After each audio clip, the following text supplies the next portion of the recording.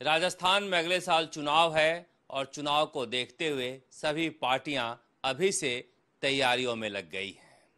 राष्ट्रीय लोकतांत्रिक पार्टी की तरफ बहुत सारे लोग उम्मीद भरी नजरों से देख रहे हैं। राष्ट्रीय लोकतांत्रिक पार्टी के नेता नागौर से सांसद हनुमान बेनीवाल हमारे साथ हैं, उनसे बातचीत करते हैं। हनुमान जी, पिछली बार विधानसभा चुनाव में पार्टी नई थी, अब पार्टी पुरानी हो गई है। 3 सीटें आप जीते थे।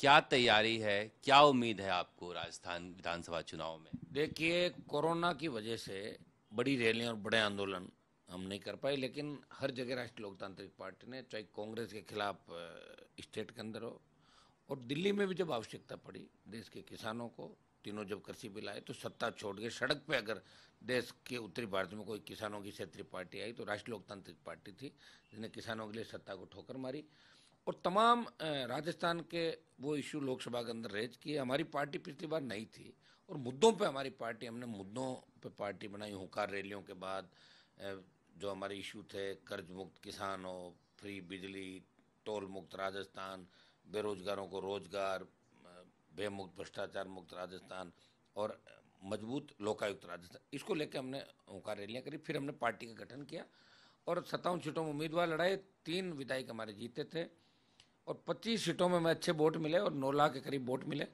फिर लोकसभा चुनाव के अंदर गठबंधन हो गया हमारा, एक एमपी में बन गया और हमारी पार्टी को मान्यता मिल गई राजस्थान के अंदर। मान्यता प्राप्त दल राजस्थान का लंबे समय बाद कोई राजनीतिक दल बना जो राजस्थान की पार्टी, तो आरएलपी पार्टी को ये गौरव हासिल हुआ। पंचायत चुनाव हमने लड़ाई जो अलग अलग फेज के अंदर हुए थे। पालिका चुनाव लड़ाए, पालिका में हमारी एक सीट हम चेयरमैन हमारा बना। कई पार्षद हमारा राजस्थान के अंदर जीते और कई जिला परिषद और कई मंडल जीते और 5 प्रधान राष्ट्रीय लोकतांत्रिक पार्टी के, 4 खुद के सिंबल के और एक समर्थित प्रधान बना। और विधानसभा के अंदर हमारे तीनों विधायकों ने दमखम के साथ अन्याय के खिलाफ हमेशा लड़ाई लड़ी। जहाँ कांग्रेस बीजेपी ने हाथ मिला लिया, उन मुद्दों पर भी आरएलपी मजबूती के साथ खड़ी रही और सड़क से लेकर लोकसभा तक, सदन तक, सड़क से सदन, चाहे विधानसभा और लोकसभा, हमेशा आरएलपी पार्टी ने राजस्थान के अंदर बिगड़ती हुई कानून व्यवस्था का मामला हो, अराजकता का, भय का जो वातावरण है, किसानों के मुद्दे हो, जवानों के मुद्दे, हर मुद्दे पर लड़के और हमने प्रयास किया। अभी पार्टी ने जितने भी उपचुनाव थे उन उपचुनाव के अंदर भी ताल ठोकी। मेवाड़ के अंदर जो हमें आशातीत सफलता मिली, चाहे सुजानगढ़ के अंदर, साड़ा के अंदर, बल्लभनगर के अंदर, उससे पार्टी प्रदेश के प्रत्येक गांव डाणी के अंदर किसान और जवान के मन के अंदर और एक उम्मीद के साथ वो बैठा कि हम आरएलपी तीसरा विकल्प हमारा राजस्थान के अंदर। कांग्रेस बीजेपी ने अभी जो अराजकता का माहौल है राजस्थान, जिस तरह मंत्रियों के, विधायकों के बेटों के खुद के नाम हत्याओं के अंदर आ रहे हैं, मंत्रियों का आ रहे हैं, विधायकों का लगातार एक के बाद एक 6-7 जो नाम आए, तो और बीजेपी की चुप्पी और दोनों चिंतन शिविर राजस्थान के अंदर होना, कांग्रेस का बीजेपी का, एक दूसरे के खिलाफ बात नहीं करना बीजेपी कांग्रेस के नेताओं, इस ओर इंगित करता है कि ये पार्टियां मिली और इसमें अगर मजबूती के साथ कोई खड़ा मिला तो आरएलपी एक ऐसा दल था राजस्थान में जो आम आदमी की, गरीब की, किसान की, मजलूम की आवाज बन के और सरकार तक मजबूती उसकी बात भी पहुंचा रहा था, उनको न्याय भी लोग पीड़ितों को दिला रहा। आप बराबर दोनों ही पार्टियों के खिलाफ लड़ रहे हैं, कांग्रेस और बीजेपी के, इसलिए सवाल उठ रहा है कि राज्यसभा चुनाव आ रहे हैं तो राष्ट्रीय लोकतांत्रिक पार्टी कहाँ जाएगी, किसके तरफ जाएगी? अभी हमने कोई ऐसा मानस नहीं बनाया। आज एक बार बैठ के हम बात करेंगे और हमारा, देखिए, कांग्रेस बीजेपी के सिंबल का कोई उम्मीदवार होगा उसको तो मतलब ही नहीं कि हम उसकी मदद करें, वो तो हो ही नहीं सकता। लेकिन हम ये चाहेंगे कि जो भी राज्यसभा के अंदर जाए तो वो राजस्थान की पैरवी करे, मजबूत व्यक्ति हो, गाँव गरीब की समझ जिसके अंदर हो। एक बार हमने कोई प्रारंभिक चर्चा जरूर करी, पार्टी के प्रदेश अध्यक्ष भी आज यहीं थे, तीनों विधायक मेरे यहीं हैं, तो हम एक बार कल बैठ के इस मामले में बात कर लेंगे। जो भी अच्छा निर्णय होगा, हमारी तरफ से कोई शुरुआत किसी तरह की नहीं है, एक बार देखेंगे, सब लोगों से बात करेंगे। हमारे पास इतने वोट तो है नहीं कि हमारा खुद का कैंडिडेट जीत जाए, तो एक बार देखेंगे क्या होता है, देख के अच्छा जो निर्णय होगा वही निर्णय हम सब बैठ के लेंगे। एक जिस तरह से आप लड़ाई लड़ रहे हैं, चाहे महेंद्र चौधरी का मामला हो भाई हत्याकांड में या महेश जोशी का मामला हो, जिस तरह से लगातार कांग्रेस के विधायकों के, मंत्रियों के मामले सामने आ रहे हैं, आपको लगता है राष्ट्रीय लोकतांत्रिक पार्टी लड़ रही है, बीजेपी चुप है? देखिए, आप अगर हकीकत लड़ाई कोई लड़ रही है वो तो आरएलपी ही लड़ रही है। मैंने देखा था विधानसभा के अंदर जब परिवहन घोटाला हुआ और प्रताप सिंह का नाम जैसे ही आया तो हमें लगा कि हाउस चल रहा है तो बीजेपी इस बात को इशू बनाएगी, लेकिन बीजेपी के प्रमुख नेताओं ने आरएलपी के विधायकों से बात की कि आप इसमें क्यों कर रहे हो मामले के अंदर। आरएलपी ने उस मामले को उठाया, धरना भी दिया, बेल में बैठे, मैंने आरोप प्रत्यारोप लगाए, सड़क पर भी हमने प्रदर्शन किया। और अभी जितने ही मामला है, चाहे जोरीलाल मीणा के बेटे का हो, चाहे महेश जोशी मंत्री के बेटे का हो, चाहे विदुड़ी का मामला देवा गुजर का हो, चाहे मलिंगा का हो, चाहे महेंद्र चौधरी का हो, बीजेपी के नेता नामा के अंदर जयपाल पूनिया की जो हत्या हुई, बीजेपी का पदाधिकारी था, किसान मोर्चे का जयपाल अध्यक्ष था, वहाँ बैठे जरूर थे, और लेकिन बीजेपी के एक भी नेता ने महेंद्र का और इसके परिवार का नाम लेके ये बयान नहीं दिया कि महेंद्र सलाखों के पीछे होना चाहिए। इससे साफ साफ झलकता है कि बीजेपी आवाज़ नहीं उठा रही। राष्ट्रीय अध्यक्ष यहाँ नड्डा जी आते हैं, किसी तरह कोई बात नहीं कहते, चिंतन शिविर होता है, कांग्रेस अलग चिंतन शिविर करती है, मोदी जी वंशवाद की बात करते हैं, लेकिन मोदी जी के यहाँ सीबीआई और ईडी के अंदर रॉबर्ट वाड्रा की, राहुल गांधी की कई जांचें पेंडिंग है 7.5-8 साल से। ज़मीनों की, राजस्थान की ज़मीनों की जो खरीद हुई थी जिसके अंदर रॉबर्ट का नाम आया था, तो बीजेपी कार्रवाई क्यों नहीं करी उस पर? आप बताइए, करनी चाहिए। इससे ये मैसेज जाता है कि मिला जुली का खेल है, खाली आरोप प्रत्यारोप लगा रहे हैं, आरोप प्रत्यारोप के अलावा दोनों पार्टियां कुछ नहीं, कि अंधेरे में रखना चाहती राजस्थान की जनता को। पिछली सरकार में हम देखे थे, रामलाल जाट हो, महिपाल मदेरणा हो, बाबूलाल नागर हो, तुरंत कार्रवाई की थी अशोक गहलोत ने। इस बार किसी पर कार्रवाई नहीं कर पा रहे। वो क्या कि सारे जाट और शेड्यूल कास्ट से थे ना, तो उनके खिलाफ कार्रवाई करने को जेलों में डाला दिया था गहलोत साहब ने।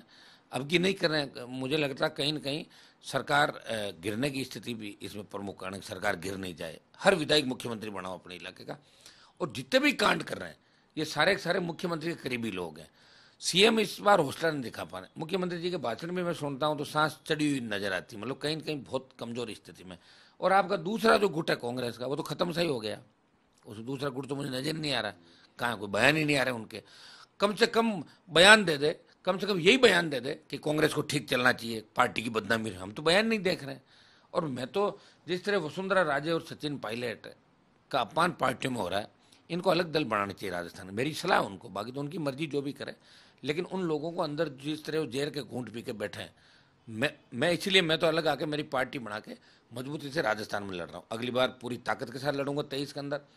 जल्दी सजता अभियान की शुरुआत हम करेंगे, प्रदेश कार्य समिति की बैठक करेंगे, और फिर जोधपुर से बड़ी हुंकार हम भरेंगे 5 से 10 लाख लोगों की, और तमाम संभाग मुख्यालयों पे बड़ी रैलियां और जिला मुख्यालयों पे राष्ट्रीय लोकतांत्रिक पार्टी आगामी आने वाले दिनों के अंदर करेगी बड़ा आंदोलन।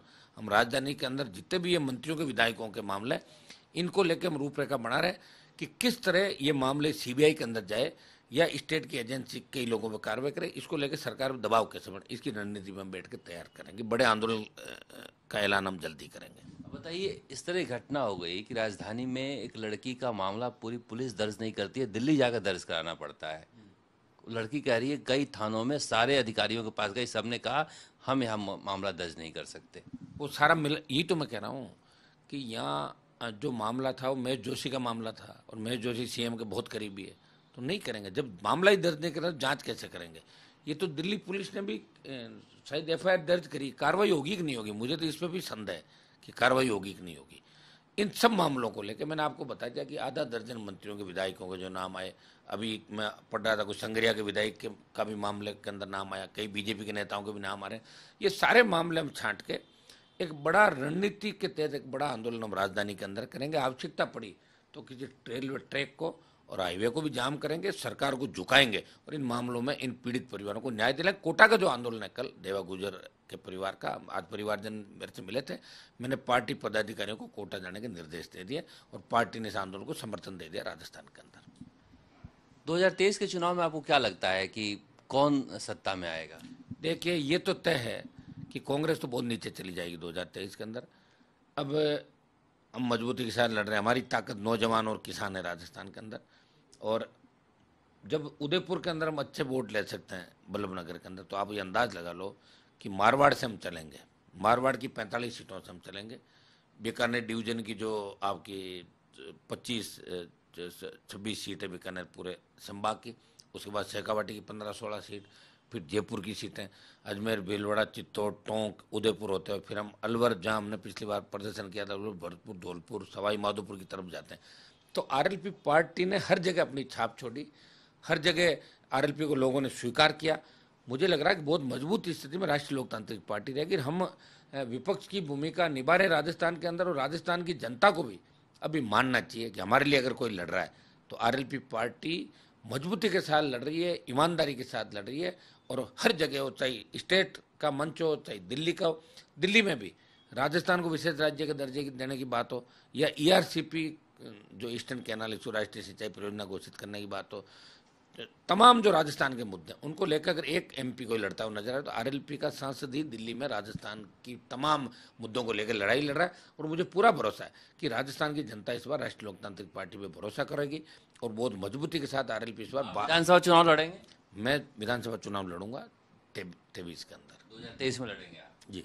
आपको विधानसभा मिस करते हैं आप?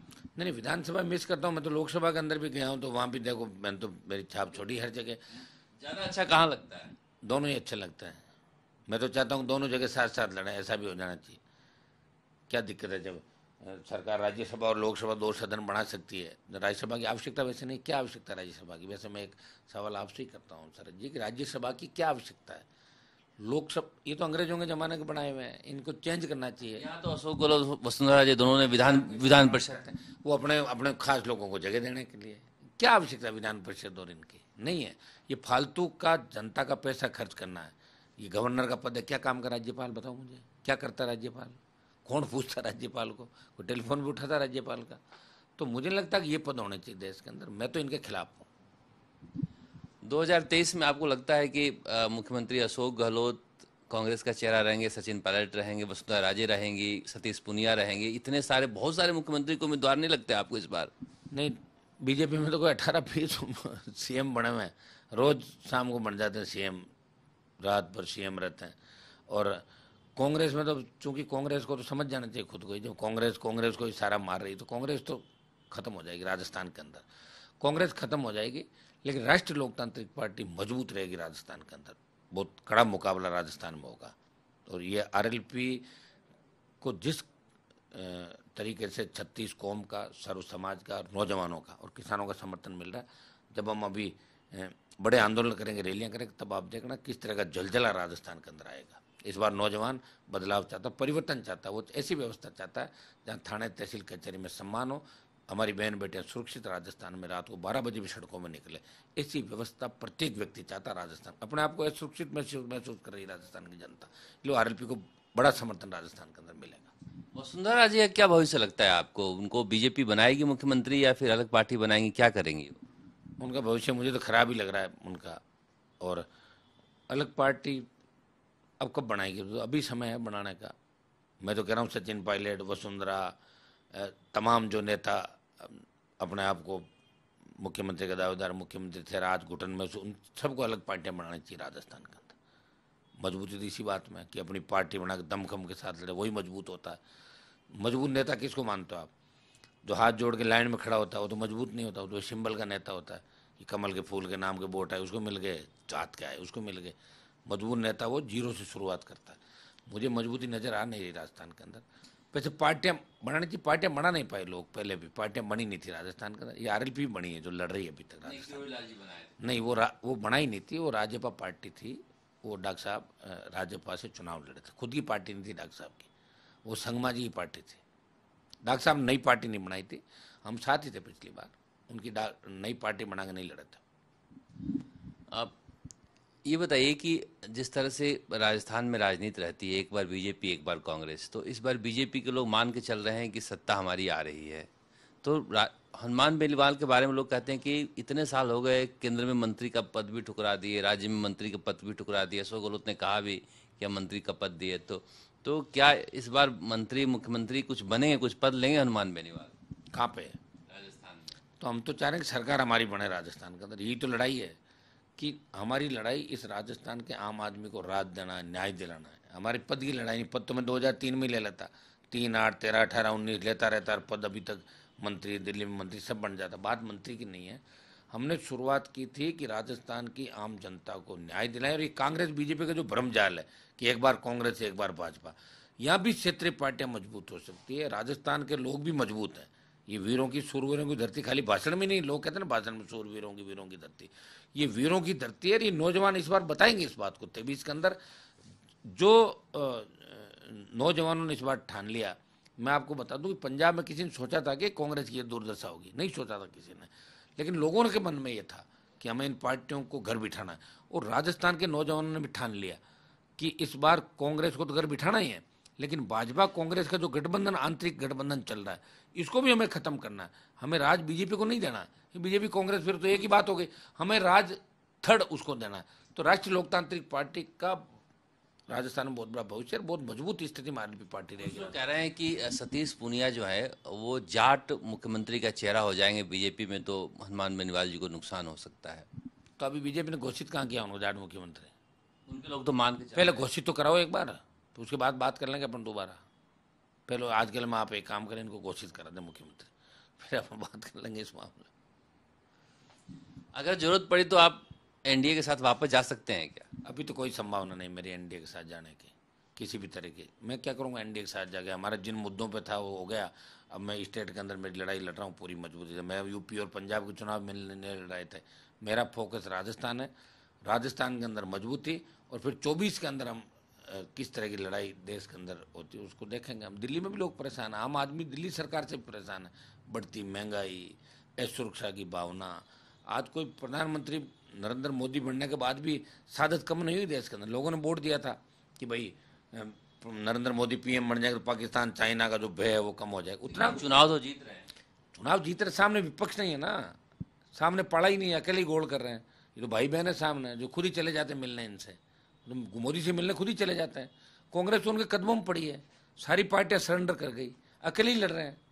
लड़ाई तो उन्होंने बंगाल में लड़ी थी ना, हार के आ गए, झारखंड में हार गए, दिल्ली खुद में हार गए, अभी और हार जाएंगे। राजस्थान में रहूंगा, इनको बता रहा हूँ आपको, राजस्थान में भारतीय जनता पार्टी को बुरी तरह पछाड़ेंगे इस बार।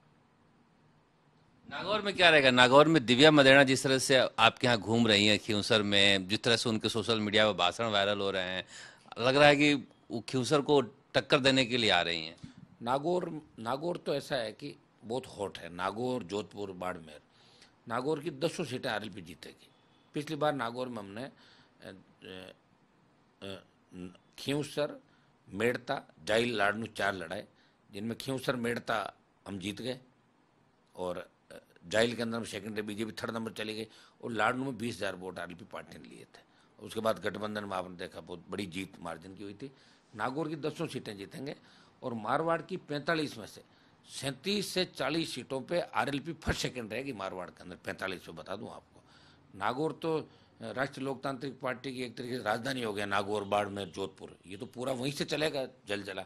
और सीकर में पिछली बार हमें अच्छा सपोर्ट मिला, बीकानेर में मिला, और मैं तो तमाम जयपुर जिले के अंदर कई सीटों में अच्छा वोट मिला।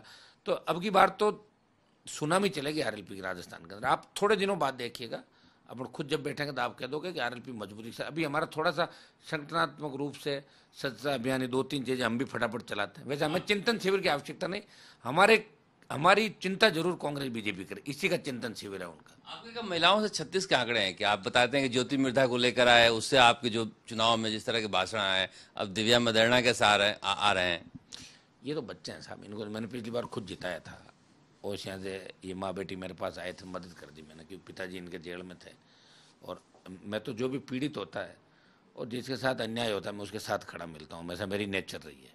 तो इनकी तो जीत ही पिछली बार मैंने कराई थी, और ये तो खुला मैदान पड़ा, कोई आ जाए। मेरे सामने सब टकरा के देख लिया मैंने तमाम नेताओं को 20 साल के अंदर। कोई तो अपने अशोक गहलोत का करे ना ऑपरेशन, जिन्होंने उसके पिताजी को जेल में डाला, दादा का ऑपरेशन किया, और उन लोगों का करे जो जिन लोगों ने इनको किस तरह, और क्या ऑपरेशन करेंगे बताओ।